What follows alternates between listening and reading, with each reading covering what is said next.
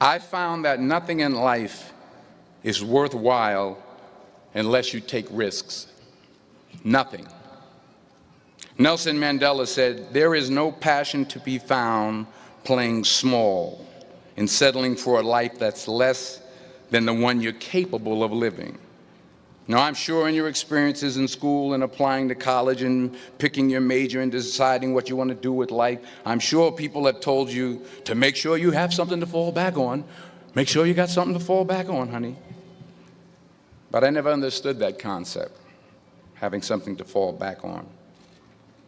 If I'm going to fall, I don't want to fall back on anything except my faith. I want to fall forward. I figure at least this way I'll see what I'm going to hit. Fall forward. This is what I mean.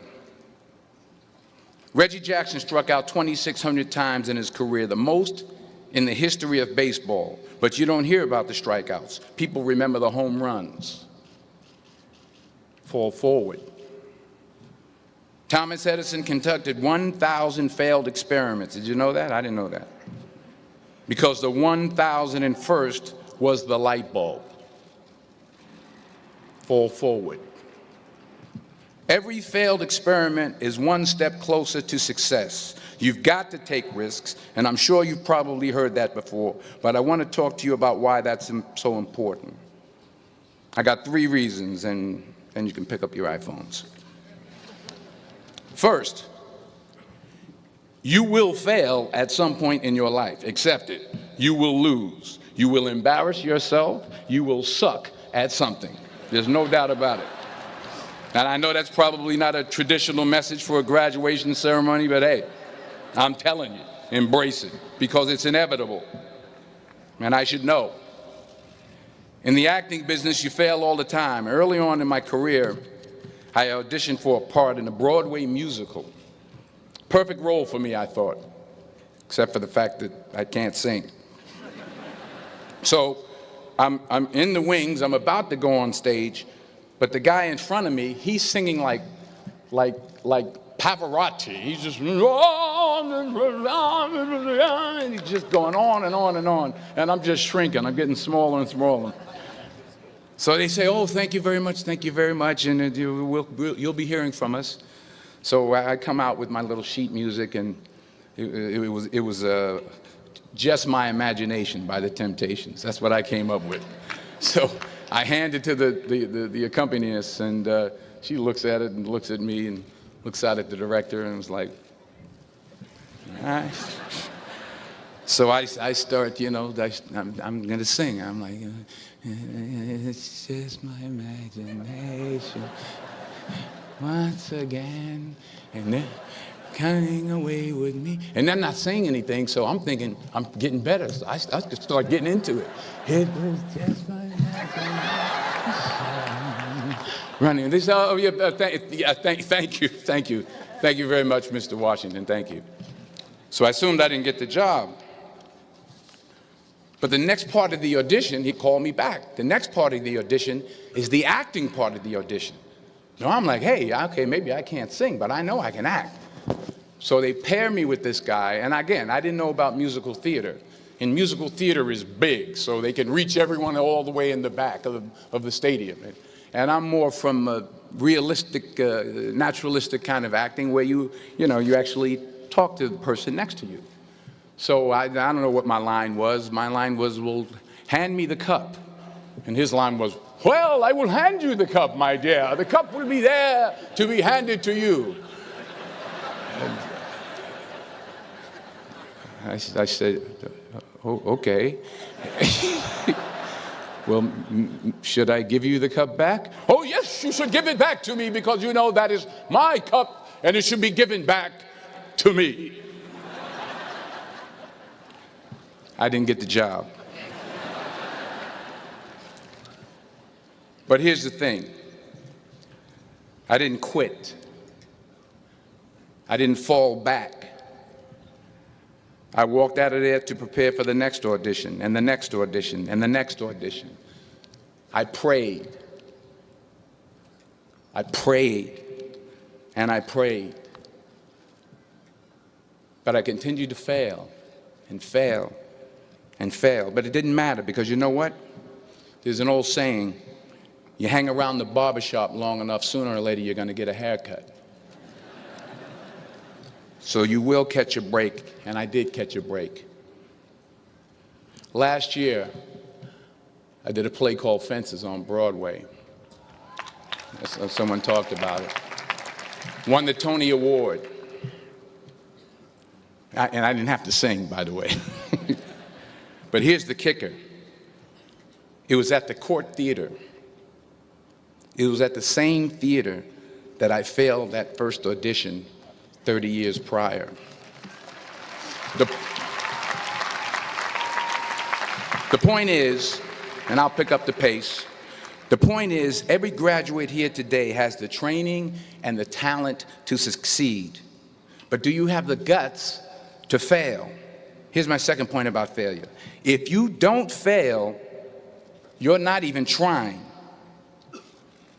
I'll say it again. If you don't fail, you're not even trying. My wife told me this great expression. To get something you never had, you have to do something you never did. Les Brown's a motivational speaker. He made an analogy about this. He says, imagine you're on your deathbed, and standing around your deathbed are the ghosts representing your unfulfilled potential, the ghost of the ideas you never acted on, the ghost of the talents you didn't use. And they're standing around your bed, angry, disappointed, and upset. They say, we came to you because you could have brought us to life, they say. And now we have to go to the grave together. So I ask you today, how many ghosts are going to be around your bed when your time comes? You've invested a lot in your education, and people have invested in you. And let me tell you, the world needs your talents. Man, does it ever. I just got back from Africa like 2 days ago, so if I'm rambling on, it's because I'm jet lagged. I just got back from South Africa. It's a beautiful country, but there are places there with terrible poverty that need help. And Africa is just the tip of the iceberg. The Middle East needs your help. Japan needs your help. Alabama needs your help. Tennessee needs your help. Louisiana needs your help. Philadelphia needs your help. The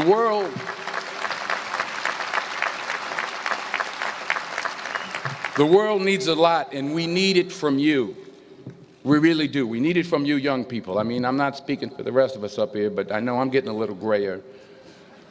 We need it from you, the young people, because remember this. So you got to get out there. You got to give it everything you got, whether it's your time, your talent, your prayers, or your treasures. Because remember this. You will never see a U-Haul behind a hearse.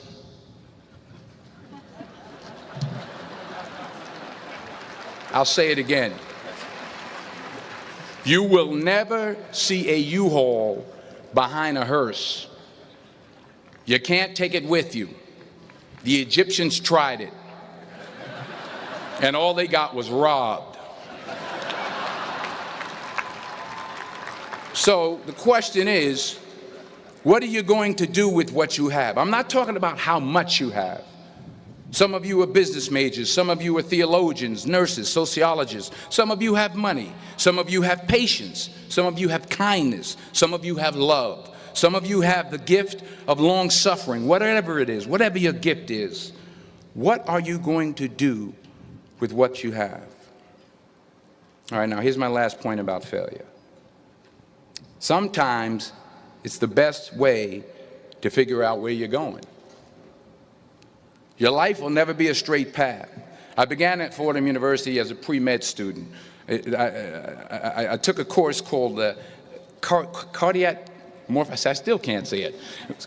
Cardiac morphogenesis. I couldn't read it. I couldn't say it. I sure couldn't pass it. So then I decided to go into pre-law, then journalism. And with no academic focus, my grades took off in their own direction. Yeah, down. I was a 1.8 GPA one semester, and the university very politely suggested that it might be better to take some time off. I was 20 years old. I was at my lowest point.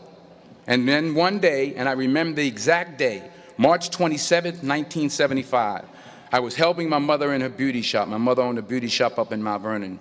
And there was this older woman who was considered one of the elders in the town. And I didn't know her personally, but I was looking in the mirror, and every time I looked at the mirror, I could see her behind me, and she was staring at me. She just kept looking at me. Every time I looked at her, she kept giving me these strange looks. So she finally took the dryer off her head and she said something I'll never forget. First of all, she said, "Somebody give me a piece of paper. Give me a piece of paper." She said, "Young boy, I have a prophecy, a spiritual prophecy." She said, "You are going to travel the world and speak to millions of people." Now, mind you, I'm 20 years old. I'm flunked out of school. In fact, like a wise ass, I'm thinking to myself, maybe she's got something in that crystal ball about me getting back into school next fall. But maybe she was on to something, because later that summer, while working as a counselor at the YMCA camp in Connecticut, we put on a talent show for the campers. And after the show, another counselor came up to me and asked, "Have you ever thought about acting? You're good at that." So when I got back to Fordham that fall, I got in and I changed my major once again for the last time. And in the years that followed, just as that woman prophesied, I have traveled the world and I have spoken to millions of people through my movies. Millions who up till this day couldn't see me, who up till this day I couldn't see while I was talking to them, and they couldn't see me. They could only see the movie. They couldn't see the real me. But I see you today, and I'm encouraged by what I see. And I'm strengthened by what I see. And I love what I see.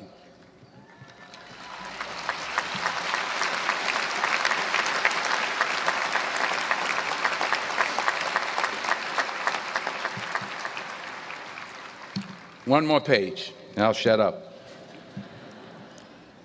Let me conclude with this one final point, and actually the president kind of brought it up. It has to do with the movie Philadelphia.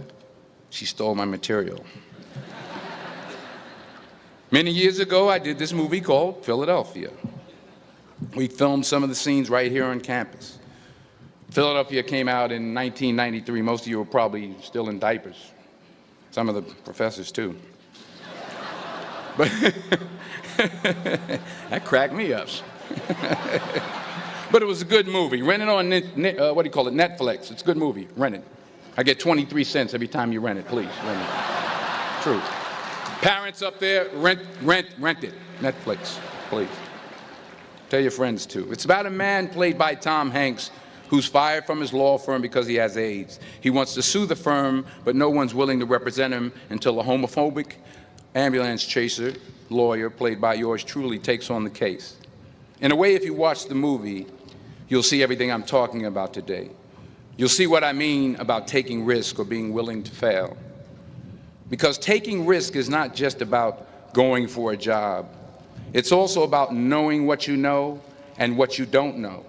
It's about being open to people and to ideas.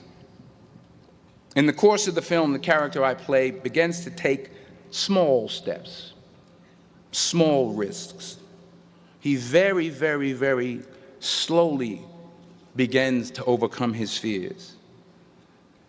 And I feel ultimately his heart becomes flooded with love. And I can't think of a better message as we send you off today. To not only take risks, but to be open to life, to accept new views, and to be open to new opinions, to be willing to speak at a commencement at one of the best universities in the country, even though you're scared stiff. While it may be frightening, it will also be rewarding. Because the chances you take, the people you meet, the people you love, the faith that you have, that's what's going to define you. So members of the class of 2011, this is your mission. When you leave the friendly confines of Philly, never be discouraged. Never hold back. Give everything you got. And when you fall throughout life, and maybe even tonight after a few many glasses of champagne, remember this: fall forward. Congratulations. I love you. God bless you. I respect you.